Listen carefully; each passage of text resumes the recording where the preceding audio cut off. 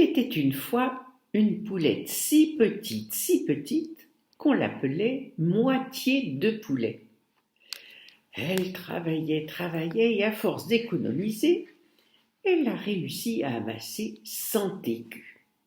Le roi, qui avait toujours besoin d'argent, dès qu'il lui a pris, hop, il lui a demandé ses 100 écus pour les lui emprunter. Mais il vint une mauvaise année et notre poulette aurait bien voulu retrouver son argent. Donc elle écrivit au roi pour se le faire rendre. Hélas, notre ami avait beau envoyer lettre sur lettre au roi, à ses officiers, à ses ministres, personne ne lui répondait. À la fin, elle prit la résolution d'aller elle-même chercher ses 100 écus et donc d'aller jusqu'au palais du roi. Sur son chemin, Moitié de poulet rencontre un renard. « Où vas-tu, Moitié de poulet ?»« Je vais chez le roi, 100 écus me doit. »« Prends-moi avec toi. »« Oh, oui, bien sûr, entre dans mon cou, je te ferai une petite place et te porterai. » Le renard se fit tout petit, entra dans son cou, et la voilà partie toute joyeuse d'avoir fait plaisir au renard. Un peu plus loin, à un tournant du chemin, elle rencontre un loup.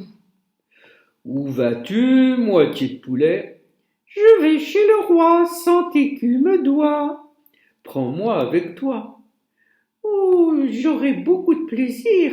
Entre dans mon cou, je t'y porterai. » Le loup se fit tout petit, entra dans son cou. Et voilà notre poulette partie encore une fois. C'était un peu lourd, mais la pensée que le loup était content de voyager lui donnait du courage. Comme elle approchait du palais, elle trouva sur sa route une rivière.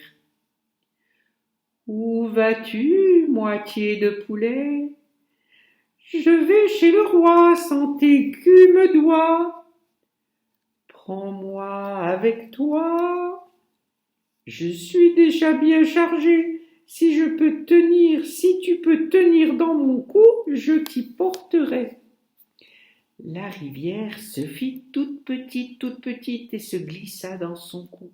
La pauvre petite bête avait bien de la peine à marcher, mais elle arriva pourtant à la porte du palais. Toc, toc, toc, fit Moitié de poulet en frappant à la porte du palais du roi.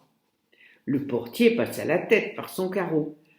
« Où vas-tu, Moitié de poulet ?»« Je vais chez le roi, 100 écus me doit. » Le portier eut pitié de la petite bête, qui avait un air tout innocent. « Va-t'en, ma toute belle. Le roi n'aime pas qu'on le dérange. Mal en prend à qui s'y frotte. »« Ouvrez toujours, je lui parlerai. Il a mon bien, il me connaît bien. » Quand on est venu dire au roi que la Moitié de poulet demandait à lui parler, il était à table et faisait bombance avec ses officiers.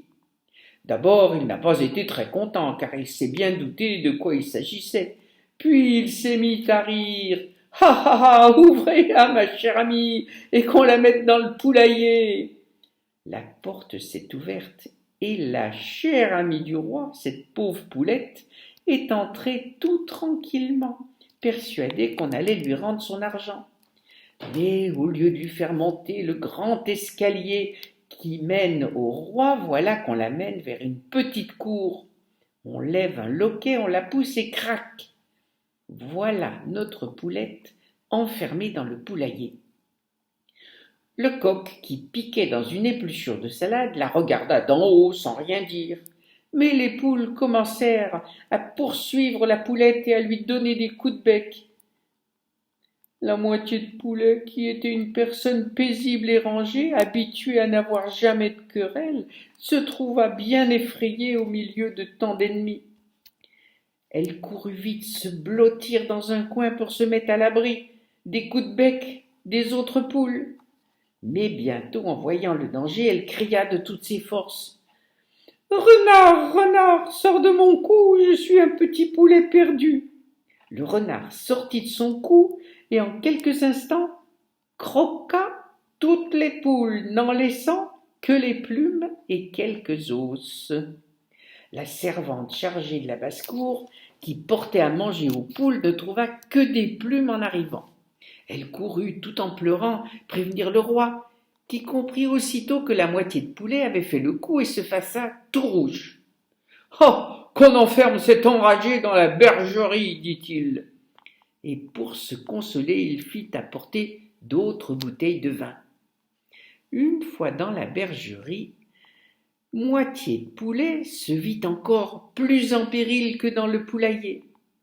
Les moutons étaient les uns par-dessus les autres et menaçaient à chaque instant d'écraser cette pauvre poulette sous leurs pieds.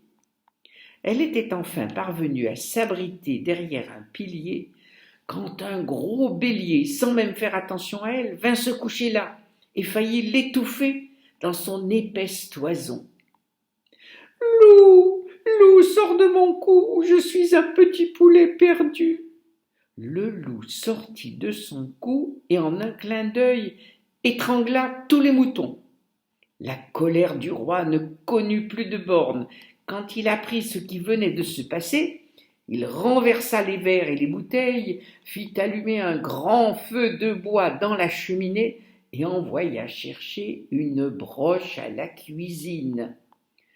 « Ah, la scélérate, je vais la faire rôtir sans pitié pour lui apprendre à tout massacrer chez moi. » On amena devant le feu notre poulette qui tremblait de tous ses membres, et déjà le roi la tenait d'une main et la broche de l'autre, quand elle se dépêcha de murmurer « Rivière, rivière, sors de mon cou, je suis un petit poulet perdu. » La rivière sortit de son cou, éteignit le feu et noya le roi avec tous ses officiers.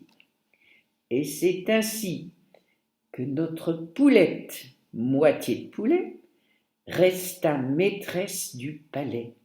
Alors elle chercha partout ses 100 écus, mais ce fut en vain.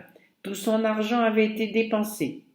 Mais comme il n'y avait plus personne sur le trône, elle s'y installa à la place du roi, et chacun dans leur royaume fut content d'avoir une reine si économe. Au revoir.